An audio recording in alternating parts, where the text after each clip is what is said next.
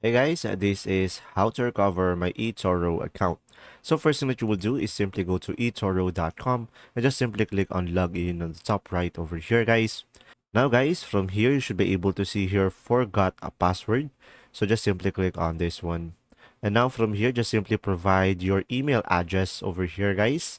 And now once you have provided your email address, just simply click on submit and then an email will be sent to you. So just simply go to your email guys. So guys, the email will look something like this. And from here, just simply go ahead and click on set a new password. And from there, it will redirect you to another tab. And right away, you should be able to provide your new password over here, guys.